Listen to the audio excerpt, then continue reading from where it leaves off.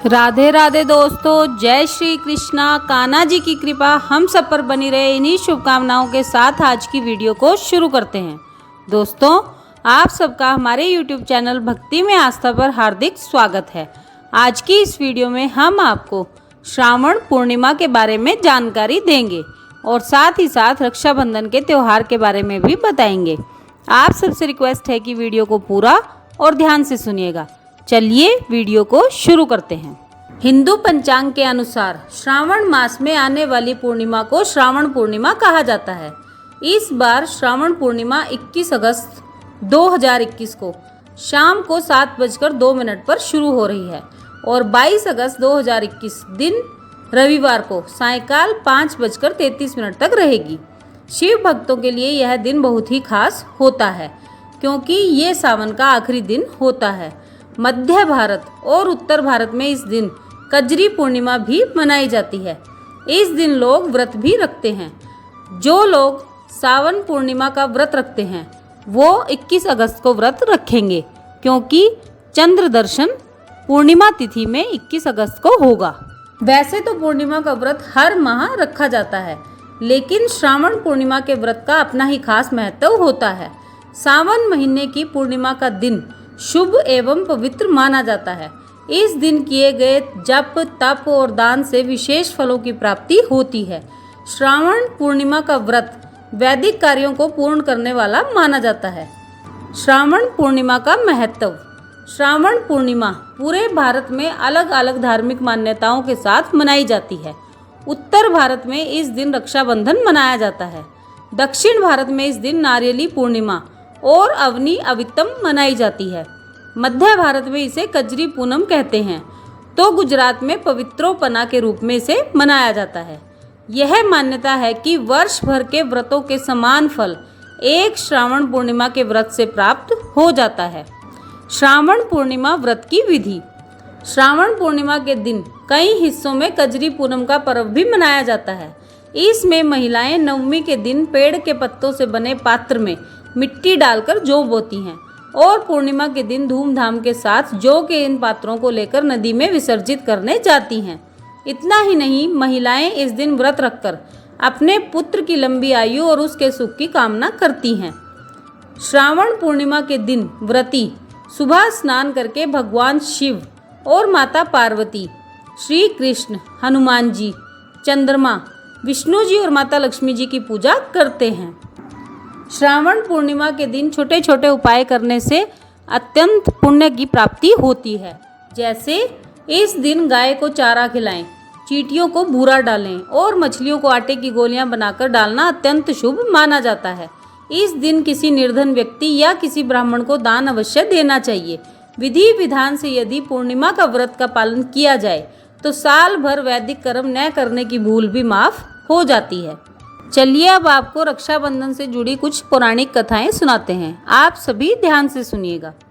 यूं तो रक्षाबंधन की कई कथाएं हैं, लेकिन हम यहाँ कुछ चर्चित कथाएं आपको सुना रहे हैं। इनमें से पहली कथा का धार्मिक महत्व है, जिसे पूजन के साथ कहा जाता है। बाकी की कथाएं भाई बहन के प्रेम की प्रतीक इस अनोखे त्योहार की महत्ता को बताती हैं। चलिए कथा सुनिए। एक बार युधिष्ठिर ने भगवान श्री कृष्ण से पूछा, हे अच्युत, मुझे रक्षाबंधन की वह कथा सुनाइए जिससे मनुष्यों की प्रेत बाधा तथा दुख दूर होता है। भगवान श्री कृष्ण ने कहा, हे पांडव श्रेष्ठ, एक बार दैत्यों तथा सुरों में युद्ध छिड़ गया और यह युद्ध लगातार 12 वर्षों तक चलता रहा। असुरों ने देवताओं को पराजित करके उनके प्रतिनिधि इंद्र को भी पराजित कर दिया। ऐसी दशा में देवताओं सहित इंद्र अमरावती चले गए। उधर विजेता दैत्यराज ने तीनों लोगों को अपने वश में कर लिया। उसने राजपद से घोषित कर दिया कि इंद्रदेव सभा में न आए तथा देवता व मनुष्य यज्ञ कर्म न करें। सभी लोग सिर्फ मेरी पूजा करें। दैत्यराज की इस आज्ञा से यज्ञ, वेद, पठन पाठन तथा उत्सव आदि समाप्त हो गए। धर्म के नाश से देवताओं का बल घटने लगा। यह देख इंद्र अपने गुरु बृहस्पति के पास गए तथा उनके चरणों में गिरकर निवेदन करने लगे, गुरुवर, ऐसी दशा में परिस्थितियां कहती हैं कि मुझे यहीं प्राण देने होंगे।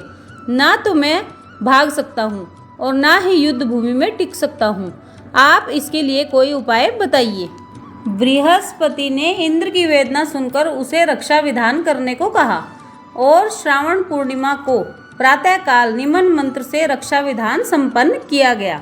दानवों के महाबली राजा बलि जिससे बांधे गए थे उसी से तुम्हें बांधता हूँ। हे रक्षा सूत्र, तुम चलायमान न हो। यह रक्षा विधान श्रावण मास की पूर्णिमा को प्रातःकाल संपन्न किया गया था। इंद्राणी ने श्रावणी पूर्णिमा के पावन अवसर पर द्विजों से स्वस्ति वाचन करवाकर रक्षा का तंतु लिया और इंद्र की दाहिनी कलाई में बांधकर युद्ध भूमि में लड़ने के लिए उन्हें भेज दिया। रक्षाबंधन के प्रभाव से दैत्य भाग खड़े हुए और इंद्र को विजय की प्राप्ति हुई। राखी बांधने की प्रथा का सूत्रपात यहीं से होता है। रक्षाबंधन की दूसरी कथा। भारतीय इतिहास के अनुसार मुसलमान शासक भी रक्षाबंधन की धर्म भावना पर न्योछावर थे।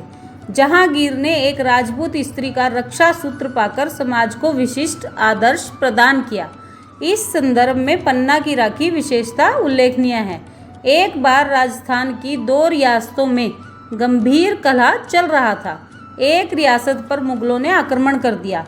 अवसर पाकर दूसरी रियासत वाले राजपूत मुगलों का साथ देने के लिए सैन्य सज्जा कर रहे थे। पन्ना भी इन्हीं मुगलों के घेरे में थी। उसने दूसरी रियासत के शासक को, जो मुगलों की सहायता करने के लिए जा रहा था, राखी भेजी। राखी पाते ही उसने उल्टे मुगलों पर आक्रमण कर दिया। मुगल पराजित हुए। इस तरह रक्षाबंधन के कच्चे धागे ने दोनों रियासतों के शासकों को पक्की मैत्री के सूत्र में बांध दिया। रक्षाबंधन से जुड़ी कृष्ण द्रौपदी की कथा भी काफ़ी प्रचलित है। एक बार भगवान श्री कृष्ण के हाथ में चोट लग गई तथा खून की धार बह निकली। यह सब द्रौपदी से नहीं देखा गया और उसने तत्काल अपनी साड़ी का पल्लू फाड़कर श्री कृष्ण के हाथ में बांध दिया, जिसके फलस्वरूप खून बहना बंद हो गया। कुछ समय के बाद जब दुशासन ने द्रौपदी का चीर हरण किया, तब श्री कृष्ण ने चीर बढ़ाकर इस बंधन का उपकार चुकाया। यह प्रसंग भी रक्षाबंधन की महत्ता को प्रतिपादित करता है। रक्षाबंधन से जुड़ी करमवती और हुमायूं की कथा भी इतिहास में बताई गई है। मध्यकालीन इतिहास की घटना है। चित्तौड़ की हिंदू रानी करमवती ने दिल्ली के मुगल बादशाह हुमायूं को अपना भाई मानकर उनके पास राखी भेजी थी। हुमायूं ने रानी करमवती की राखी स्वीकार की और समय आने पर रानी के सम्मान की रक्षा के लिए गुजरात के बादशाह से युद्ध किया। रक्षाबंधन की एक पुराणों में मिली लक्ष्मी माता की कथा है, जिसे हम आपको सुना रहे हैं। आप उसे भी ध्यान से सुनिए। पुराणों के अनुसार रक्षाबंधन पर्व लक्ष्मी जी का बलि को राखी बांधने से जुड़ा हुआ है। कथा कुछ इस प्रकार है। एक बार की बात है कि दानवों के राजा बलि ने 100 यज्ञ पूरे करने के बाद चाहा कि उसे स्वर्ग की प्राप्ति हो। राजा बलि की इस मनो इच्छा का भान देवराज इंद्र को होने पर देवराज इंद्र का सिंहासन डोलने लगा। घबरा कर इंद्र भगवान विष्णु की शरण में चले गए और उनसे प्रार्थना की, भगवान विष्णु आप हमारी रक्षा कीजिए। जिसके फलस्वरूप भगवान विष्णु वामन का अवतार ले ब्राह्मण वेश धर कर राजा बलि के यहाँ भिक्षा मांगने पहुँच गए। ब्राह्मण बने श्री विष्णु ने भिक्षा में 3 पग भूमि मांग ली। राजा बलि अपने वचन पर अडिग रहते हुए श्री विष्णु को 3 पग भूमि दान में दे दी। वामन रूप में भगवान ने एक पग में स्वर्ग और दूसरे पग में पृथ्वी को नाप लिया। अब तीसरा पैर रखना शेष था। बलि के सामने संकट उत्पन्न हो गया।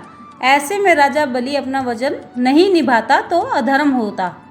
आखिरकार उसने अपना सिर भगवान के आगे कर दिया और कहा, तीसरा पग आप मेरे सिर पर रख दीजिए। वामन भगवान ने ठीक वैसा ही किया। श्री विष्णु के पांव रखते ही राजा बलि परलोक पहुंच गए।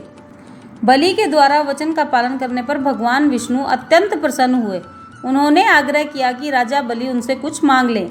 इसके बदले में बलि ने रात दिन भगवान को अपने सामने रहने का वचन मांग लिया। श्री विष्णु को अपना वचन का पालन करते हुए राजा बलि का द्वारपाल बनना पड़ा। इस समस्या के समाधान के लिए लक्ष्मी जी को नारद जी ने एक उपाय सुझाया। लक्ष्मी जी ने राजा बलि के पास जाकर उसे राखी बांध अपना भाई बनाया और उपहार में अपने पति भगवान विष्णु को अपने लिए वापस मांग लिया और उसके बाद अपने साथ विष्णु लोक को ले आई। जिस दिन का यह प्रसंग है उस दिन श्रावण मास की पूर्णिमा थी। उस दिन से ही रक्षाबंधन का पर्व मनाया जाने लगा।